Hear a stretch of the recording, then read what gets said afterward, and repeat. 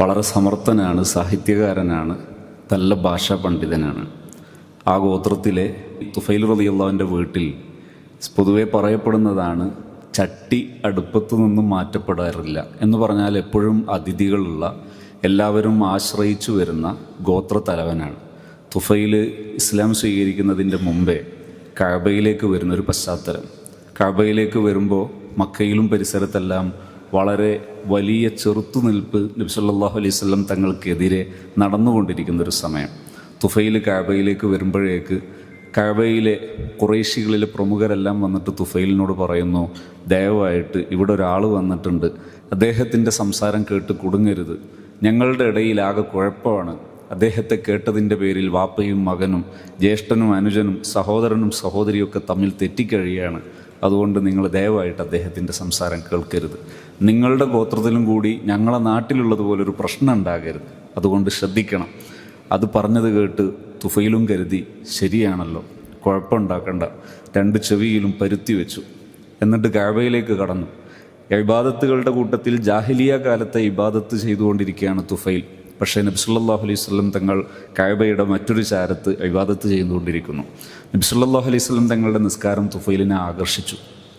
തുഫൈൽ കഅബയുടെ ഒരു ചാരത്താണ് നിന്നതെങ്കിലും അവസാനം നബി തങ്ങൾ നിന്നിടത്തേക്ക് തുഫൈൽ എത്തി. തുഫൈൽ റളിയല്ലാഹു അൻഹു പറയുന്നു, എൻ്റെ മനസ്സിൽ ഞാനിങ്ങനെ ആലോചിച്ചു, എന്തേ നബി സല്ലല്ലാഹു അലൈഹി വസല്ലമ തങ്ങളുടെ ഈ വാക്കുകൾ അത് എന്നെ ആകർഷിച്ചുകൊണ്ടിരിക്കുകയാണ്. ചെവിയിൽ പരുത്തി വെച്ചിട്ട് പോലും എൻ്റെ ചെവിയിലേക്കും മനസ്സിലേക്കും ആ ശബ്ദങ്ങൾ നിസ്കാരത്തിൽ നിബിധങ്ങൾ ഓതുന്ന ഖുർആനിൻ്റെ ശകലങ്ങൾ അടിച്ചു കയറിക്കൊണ്ടിരിക്കുകയാണ്. തുഫൈൽ പറഞ്ഞു, ഞാൻ പരുത്തിയെടുത്ത് പുറത്തു വെച്ചു. എന്നോട് എൻ്റെ മനസ്സാക്ഷി ചോദിച്ചു, തുഫൈലെ, നീ നല്ല സാഹിത്യകാരൻ, നല്ല സമർത്ഥൻ, ബുദ്ധിമാൻ, ഒരു നാടിനെ നയിച്ചുകൊണ്ടിരിക്കുന്ന നേരും നെറിയും തിരിച്ചറിയാൻ ശേഷിയുള്ള ബുദ്ധിമാൻ, എന്തിനാ നീ പേടിക്കുന്നത്? ആ വാക്കുകൾ കേട്ടതിന് ശേഷം ശരിയെടുക്കുകയും ശരിയല്ലെങ്കിൽ തള്ളാനും നിനക്ക് ശേഷിയില്ലേ, നീ ബുദ്ധിയുള്ളവനല്ലേ? ഞാൻ പരുത്തിയെടുത്ത് മാറ്റിവെച്ചതിന് ശേഷം നബി സല്ലല്ലാഹു അലൈഹി വസല്ലം തങ്ങൾ ശ്രദ്ധിച്ചു. നിസ്കാരം കഴിഞ്ഞതിന് ശേഷം നബി തങ്ങൾ പോകുന്ന റൂട്ടൊക്കെ ഞാൻ നോക്കി വെച്ചു. പാതിരാ സമയത്ത് ആരും കാണാതെ ഞാൻ നബി സല്ലല്ലാഹു അലൈഹി വസല്ലം തങ്ങളുടെ വീട്ടിലേക്ക് ചെന്നു. ഉണ്ടായ സംഭവങ്ങളൊക്കെ പറഞ്ഞു. നിങ്ങളുടെ ശബ്ദം കേൾക്കാതിരിക്കാൻ ഞാൻ ചെവിയിൽ പരുത്തി വെച്ചിട്ടായിരുന്നു കഅബയിലേക്ക് വന്നത്. പക്ഷേ നിങ്ങളുടെ ഖുർആനിൻ്റെ ശകലങ്ങൾ കേട്ടപ്പോൾ എൻ്റെ മനസ്സ് വല്ലാതെ അത് ഇഷ്ടപ്പെട്ടു. ആ വാക്കുകളൊന്ന് കേൾക്കാനാണ് ഞാൻ വന്നത്. എന്താണ് നിങ്ങളുടെ കയ്യിലുള്ള ആശയമെന്ന് പറഞ്ഞു തരാൻ പറഞ്ഞു. നബി സല്ലല്ലാഹു അലൈഹി വസല്ലം നിങ്ങൾ ഇസ്ലാമിനെ കുറിച്ച് വശ്യമായി പറഞ്ഞു കൊടുത്തു.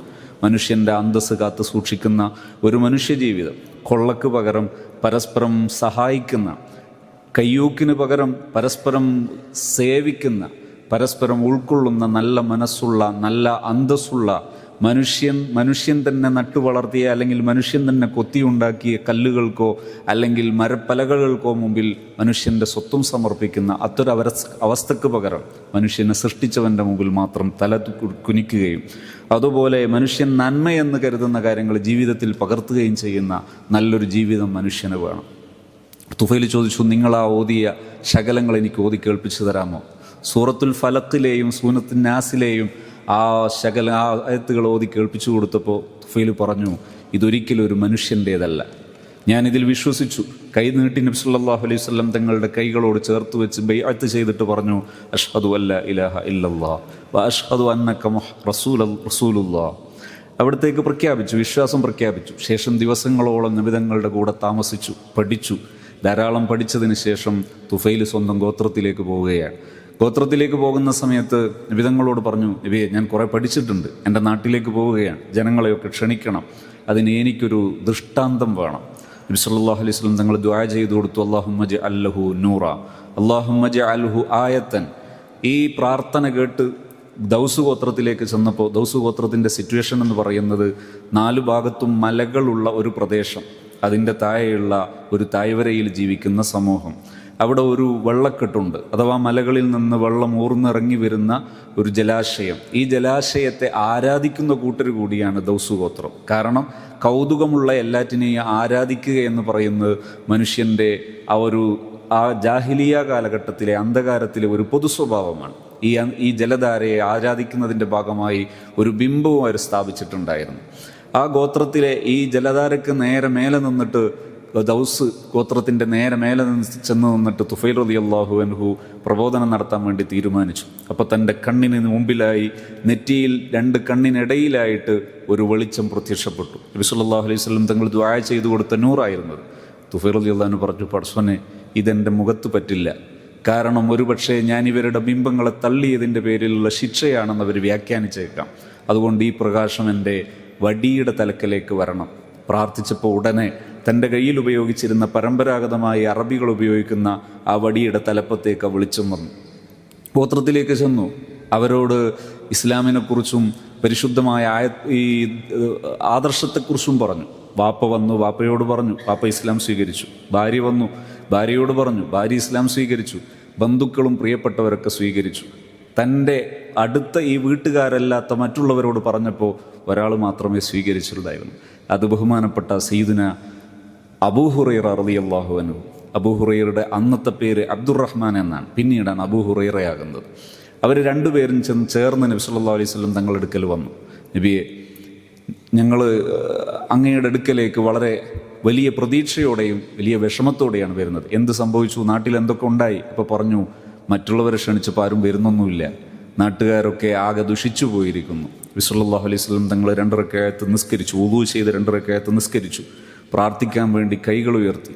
അബൂ ഹുറൈറ റളിയല്ലാഹു അൻഹു പറഞ്ഞു, പടച്ചോനെ, ഞാനാകെ പേടിച്ചരണ്ടുപോയി. കാരണം ആ കാലഘട്ടങ്ങളിൽ അവർക്കറിയാവുന്ന ചരിത്രം, കഴിഞ്ഞ കാലത്തെ അമ്പിയാക്കളൊക്കെ സമൂഹത്തിനെതിരെ ദുആ ചെയ്തിട്ട് സമൂഹങ്ങൾ നശിച്ചു പോയതാണ്. സ്വാലിഹ് നബി അലൈഹി ഇസ്ലാമിൻ്റെ പ്രാർത്ഥനയിലൂടെ സമൂദ് ഗോത്രവും, ഹൂദ് നബി അലൈഹി ഇസ്ലാമിൻ്റെ പ്രാർത്ഥനയിലൂടെ ആദ് ഗോത്രവും, ഇങ്ങനെ നിരവധി ഗോത്രങ്ങൾ തകർന്നു പോയതും നശിച്ചു പോയതുമാണ് അവർക്കറിയാവുന്ന ചരിത്രം. പടച്ചോനെ, ഞങ്ങൾക്കെതിരെ എങ്ങാനും ദുആ ചെയ്യുകയാണോ? നബി തങ്ങൾ 3 വട്ടം ദുആ ചെയ്തു. അല്ലാഹുമ്മ ഹ്ദി ദൗസ, അല്ലാഹുമ്മ ഹ്ദി ദൗസ, അല്ലാഹുമ്മ ഹ്ദി ദൗസ. ദൗസ് ഗോത്രത്തിന് നീ സന്മാർഗത്തിൻ്റെ പാത കാണിച്ചു തരണേ. ആ പ്രാർത്ഥന കഴിഞ്ഞിട്ട് അവരോട് പറഞ്ഞു, നിങ്ങൾ നാട്ടിലേക്ക് തിരിച്ചു പോയിക്കോളൂ, ജനങ്ങളുടെ ഇടയിൽ പ്രവർത്തിച്ചോളൂ. ആ പ്രാർത്ഥനയ്ക്ക് ശേഷം 2 പേരും ചേർന്ന് നാട്ടിലേക്ക് വന്നു, പ്രബോധന പ്രവർത്തനം നടത്തി. 19 കുടുംബമാണ് ആ നാട്ടിലുള്ളത്. എല്ലാവരും ഇസ്ലാം സ്വീകരിച്ചു. നബി തങ്ങൾ മക്കയിൽ നിന്ന് മദീനയിലേക്ക് വന്നു. മദീനയിലേക്ക് വന്നതിന് ശേഷം ബദ്റും ഉഹദും അതുപോലെ ശേഷം ഖന്തക്കൊക്കെ നടന്നു. ഖന്തക്ക് കഴിഞ്ഞ ഉടനെയാണ് മദീനയിലേക്ക് ദൗസ് ഗോത്രത്തെയും കൂട്ടിയിട്ട് തുഫൈൽ റളിയല്ലാഹു അൻഹു വരുന്നത്. അവർ മദീനയിൽ നബി തങ്ങളെ കൂടെ കഴിഞ്ഞു. ദീർഘകാലം മദീനയിൽ നബി സല്ലല്ലാഹു അലൈഹി വസല്ലം തങ്ങളുടെ കൂടെ ചേർന്ന് തൻ്റെ പ്രിയപ്പെട്ടവരെ, അടുത്ത ബന്ധുക്കളെ കൂടെ കൂട്ടിയിട്ട് അവിടെ വെച്ച് ദീന് പഠിച്ചു, ധാരാളം പഠിച്ചു. നബി തങ്ങളുടെ ഇഷ്ടമിത്രമായി ദീർഘകാലം ജീവിച്ചു.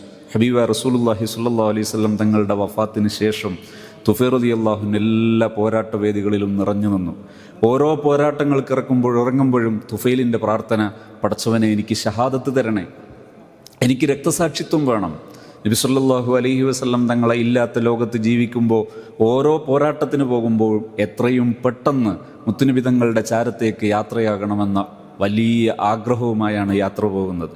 അങ്ങനെ മുസൈലിമത്തുൽ കദ്ദാബുമായി നടക്കുന്ന യുദ്ധത്തിനു വേണ്ടി പുറപ്പെടുന്ന സമയം വഴിയിൽ വെച്ചൊരു സ്വപ്നം കണ്ടു. ആ സ്വപ്നം തൻ്റെ ഉറങ്ങിപ്പോകുന്ന സമയത്ത് തൻ്റെ വായിൽ നിന്നൊരു പക്ഷി പറന്നു പോകുന്നതും ഒരു സ്ത്രീ തൻ്റെ വയറ്റിലേക്ക് ഈ തുഫൈൽ റളിയല്ലാഹു അൻഹുവിനെ ആവാഹിക്കുന്നതുമാണ്, വയറ്റിലേക്ക് പ്രവേശിപ്പിക്കുന്നതുമാണ് സ്വപ്നം കാണുന്നത്. ഈ സ്വപ്ന വ്യാഖ്യാനത്തെക്കുറിച്ച് പണ്ഡിതന്മാരോട് ചോദിച്ചപ്പോൾ അവർ പറഞ്ഞു, 1, വായിൽ നിന്ന് പക്ഷി പറന്നു പോകുന്നത് കണ്ടത് നിങ്ങളുടെ മരണത്തെ സൂചിപ്പിക്കുന്നതാണ്, ആത്മാവ് റൂഹ് പറന്നു പോകുന്നതാണ്. പിന്നെ വയറ്റിലേക്ക് ഈ ഒരു സ്ത്രീ സ്വീകരിക്കുന്നതിനെക്കുറിച്ച് കണ്ടത് നിങ്ങൾ ഷഹീദായിട്ട് മരിച്ചതിന് ശേഷം നിങ്ങളെ മറമാടുന്നതിനെക്കുറിച്ചാണ്.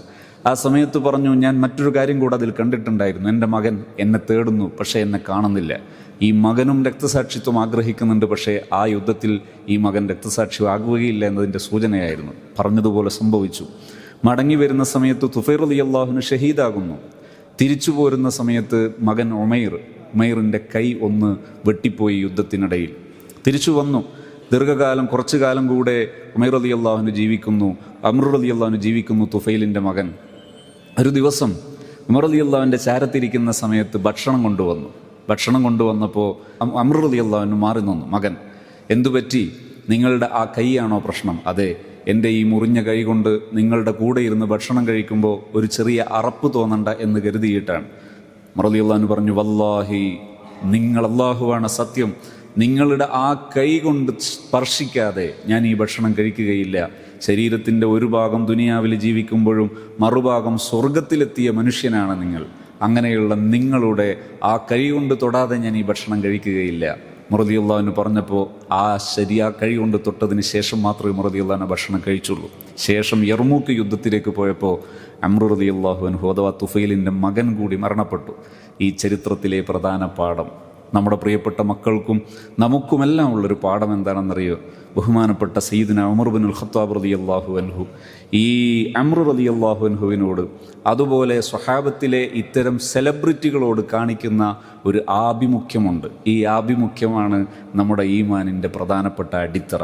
നാം ഒരു മുസ്ലിമായി ജീവിക്കുമ്പോൾ തലയിൽ തലപ്പാവ് ധരിക്കുന്നത്, ഒരു തൊപ്പി ധരിക്കുന്നത്, മുസ്ലിം ഒരു താടി വെക്കുന്നത്, മുസ്ലിം വേഷം ധരിക്കുന്ന സമയത്ത് തൻ്റെ ജീവിതത്തിൽ ഇസ്ലാമിൻ്റെ ചിഹ്നങ്ങൾ കാത്തു സൂക്ഷിക്കുന്നത് ഈ മഹാന്മാരോടുള്ള ആഭിമുഖ്യം കൊണ്ടാണ്. ഇവരാണ് സെലിബ്രിറ്റികൾ. മനുഷ്യ ചരിത്രത്തിലെ യഥാർത്ഥ സെലിബ്രിറ്റികൾ ഇവരാണ്. മനുഷ്യന് സ്വത്തും സമർപ്പിക്കാൻ വേണ്ടി, മനുഷ്യൻ അള്ളാഹുവിൻ്റെ മുമ്പിൽ മാത്രം സ്വത്തും സമർപ്പിക്കാൻ വേണ്ടി പഠിപ്പിക്കുന്ന ഒരു ആദർശം, അത് സംരക്ഷിക്കാൻ വേണ്ടി ജീവിതം നൽകിയ സെലിബ്രിറ്റികൾ ഇവരാണ്. ജീവിതം പൂർണ്ണമായി മനുഷ്യന് വെളിച്ചം പകരാൻ വേണ്ടി സമർപ്പിച്ച മഹാന്മാർ അവരാണ്. അത്തരം സെലിബ്രിറ്റികൾക്ക് വേണ്ടി അവരുടെ ഭാഗമാണ് ഞാനെന്ന് ചിന്തിക്കാൻ പറ്റുന്ന രീതിയിൽ മുസ്ലിമിൻ്റെ ജീവിതത്തിലെ അടയാളപ്പെടുത്തലുകൾ അത് വളരെയേറെ പവിത്രമാണ്. ആ പവിത്രതയാണ് നമ്മുടെ ജീവിതത്തിലെ ഓരോ സുന്നത്തുകളും. അത് പകർത്താൻ നമ്മളെ പ്രേരിപ്പിക്കുന്ന വളരെ ചിന്തനീയമായ ചരിത്രങ്ങളാണ് സ്വഹാബത്തിൻ്റെ ചരിത്രം. അത് മനസ്സിലാക്കുകയും ഞാൻ അവരുടെയൊക്കെ ആളാണെന്ന് പറയാനും ചിന്തിക്കാനുള്ള ജീവിതത്തിൽ ഒരു ഇടം സൃഷ്ടിക്കുകയും ചെയ്യുക എന്നത് വലിയൊരു തൗഫീഖാണ്. അല്ലാഹു സുബ്ഹാനഹു വ തആല ഇത്തരം മഹാന്മാരെ മനസ്സിലാക്കാനും അവരെ അറിയാനും ആഖിറത്തിലെത്തുമ്പോൾ അവരുടെയൊക്കെ ചാരത്തൊരുമിക്കാനും അല്ലാഹു തൗഫീഖ് നൽകുമാറാകട്ടെ. നമ്മുടെ ഈ പള്ളിയുടെ ഈ ഭാഗങ്ങളിൽ എഴുതപ്പെട്ടതുപോലും മഹാന്മാരുടെ പേരുകളാണ്, അശ്റത്തുൽ മുബശ്ശറ. ആ മഹാന്മാർ അവരെയൊക്കെ രേഖപ്പെടുത്തുന്നതും വായിക്കുന്നതും കേൾക്കുന്നതും ആസ്വദിക്കുന്നതും നമ്മുടെ ഈമാനിൻ്റെ ഭാഗമാണ്. അള്ളാഹു നമുക്ക് ആഖിറത്തിൽ ഇവരുടെയൊക്കെ കൂടെ സംഗമിക്കാൻ തൗഫീഖ് നൽകുമാറാകട്ടെ. ആമീൻ യാ റബ്ബൽ ആലമീൻ. അസ്സലാമു അലൈക്കും.